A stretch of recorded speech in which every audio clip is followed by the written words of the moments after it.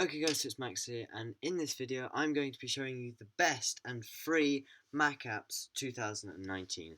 And now there's something new coming. Are you ready? Roll the intro.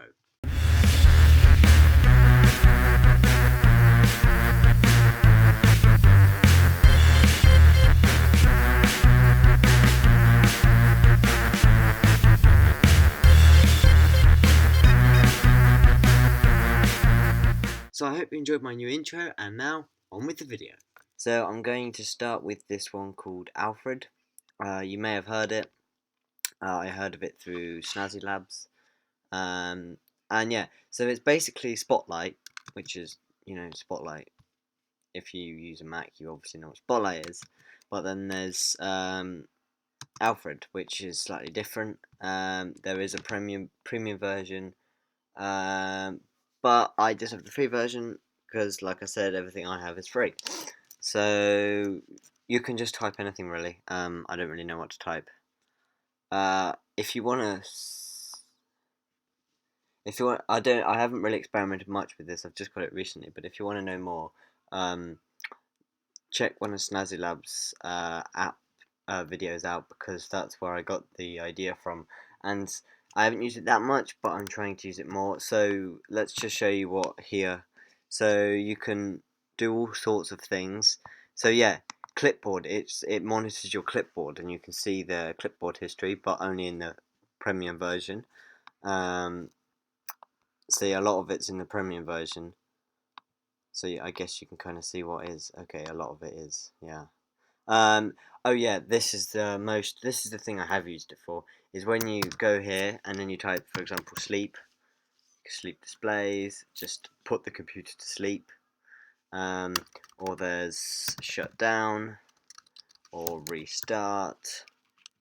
So that's because I've come from Linux, and the one I use on there called Albert for Linux can do this, and I can shut down and reboot and do all sorts, and I use that quite often. But coming back to Mac, I didn't realise that you couldn't shut down. It just takes you to Energy Server and all of that. Also, Alfred, I forgot, is it in the premium version? No, it's not. So you can spell. So for example, weird. People might not know how to spell that. Like, I completely just added in too many E's, and you see, it knew I was trying to spell weird. Yeah, so it can do other spelling and stuff, which is always useful. I forgot it did that, but I just remembered. I can't think of any other things to mash up and completely misspell, but you just type spell and then start typing something that you need to spell. Also, you can use a calculator. 5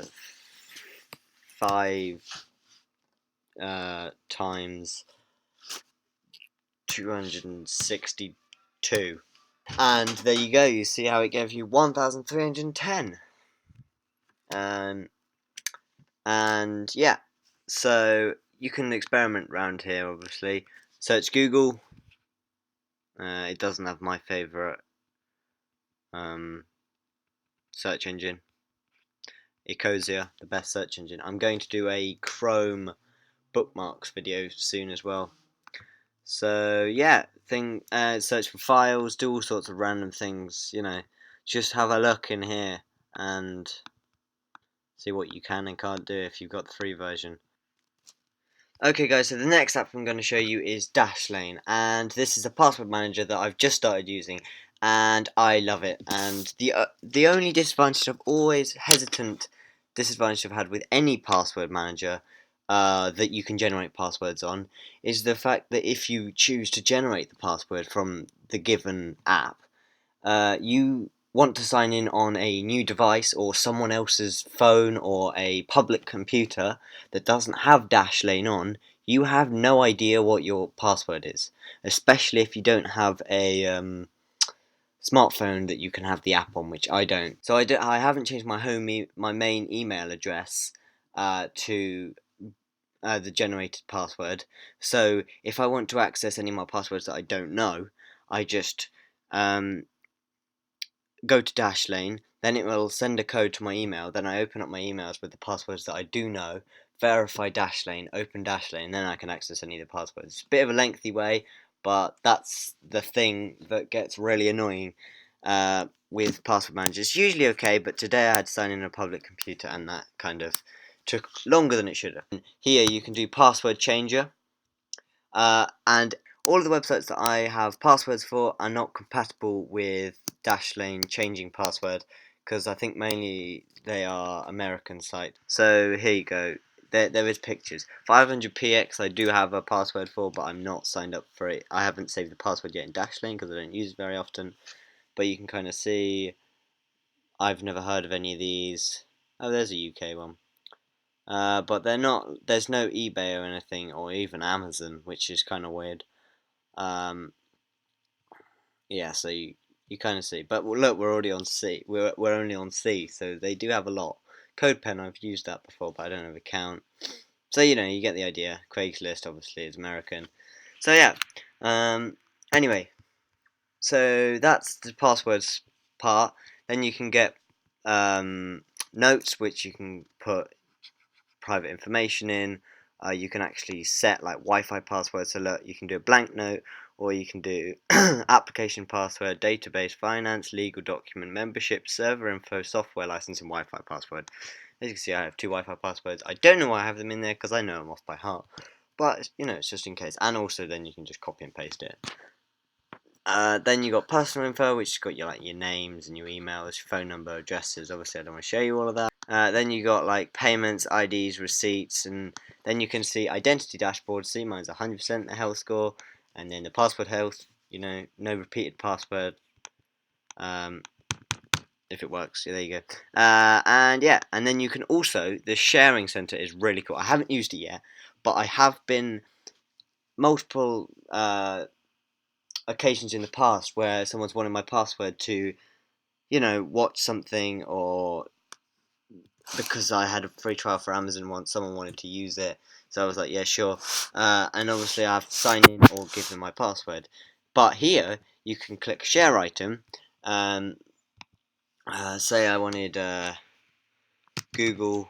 I can pick one of my emails, and then you can pick one of my passwords. Then you can type their email, click enter, and then you can give them full rights, which means they can edit the password, do whatever, or you can just give them limited rights where they can just sign in, watch stuff, use it, but they can't edit anything or change your password or anything like that. So they don't actually either see the password or know what the password is. So yeah, Dashlane, a great app. I would much recommend it. Paid version as well, I believe. Yeah, premium. So yeah, next app is Spectacle. The next app is amazing. Ever since I found it, I've used it all the time. So it doesn't take long to get used to these keyboard shortcuts, but it does take a little bit. So basically, I should explain what it is first of all. Spectacle basically is like, so on Windows and Linux you can drag to the sides and stuff and make the window resize. So for example, full screen to the left, to the right, you know, etc. And in the corners, which you can't even do on Linux actually. That's just Windows when you go into the corners and it opens up the corner thing. But here, as you can see, you can do all sorts. Like you can actually center things. So that is, I don't use this one, so I need to look. That one. Oh no, of course not. You need, so if I go to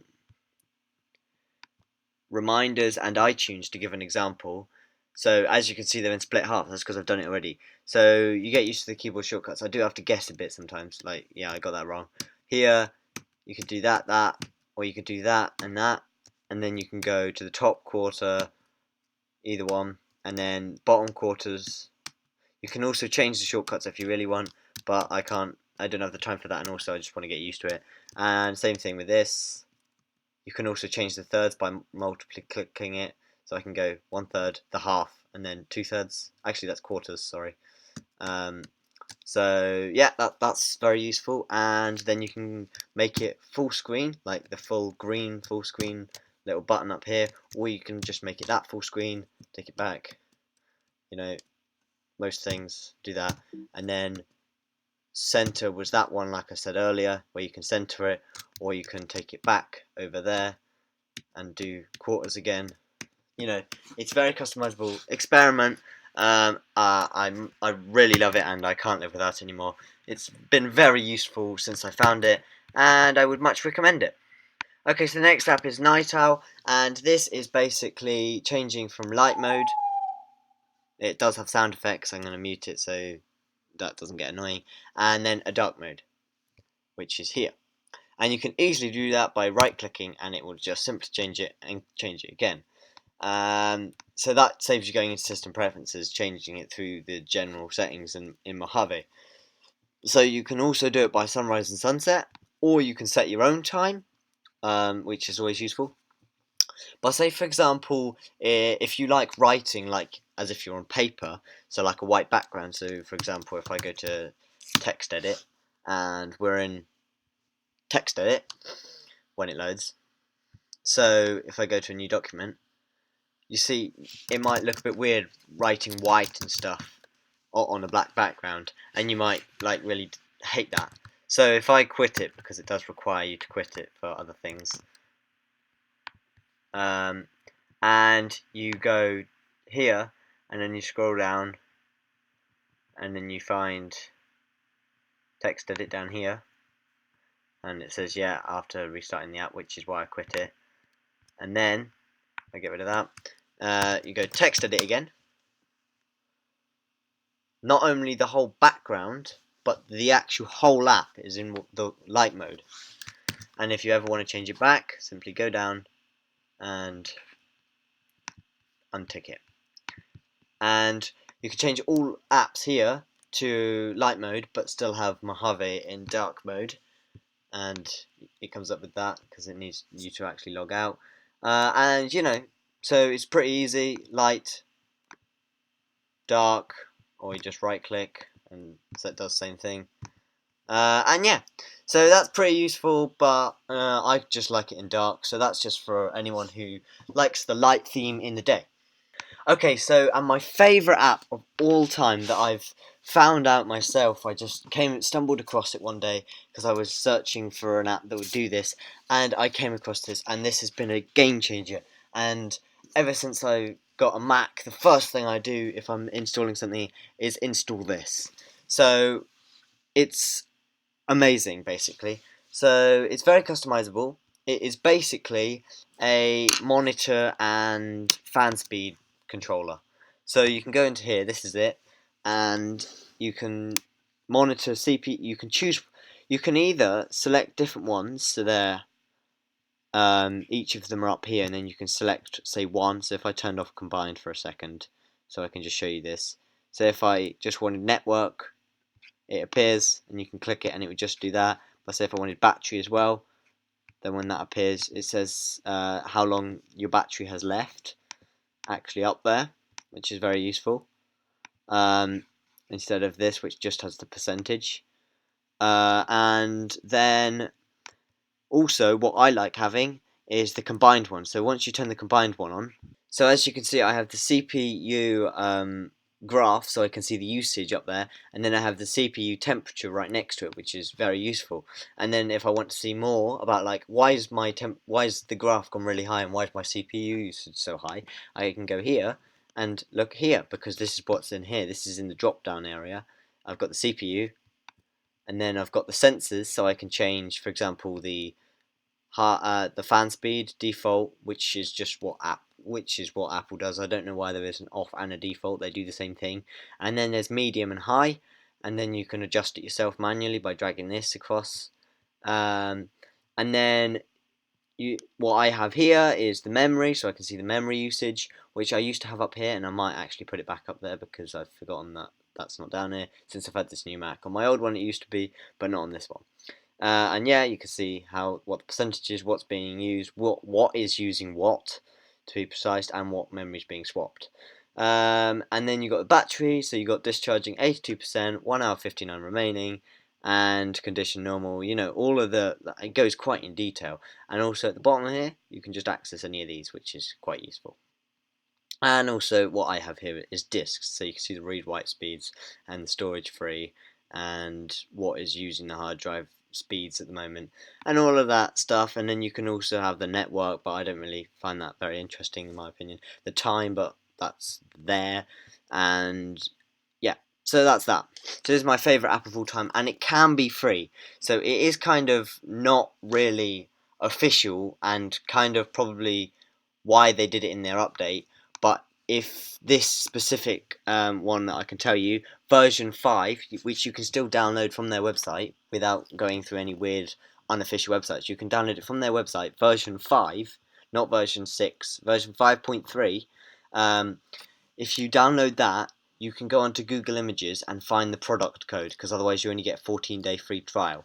And it uses multiple times, whereas the new one only you can use once, and then it disables that code, just like it should do. But this version, it hasn't got developed that software yet. So you can just go onto Google Images, type in iStat Menus product code, and type it in, and then you just get the full version without paying anything. So yeah, slightly legal, but it works, as you can see. So yeah, I hope you enjoyed this video and maybe found a new app that you would like to permanently use or try out. Then yeah, so smash the like button, hit the subscribe button, and I'll see you in the next video next Wednesday.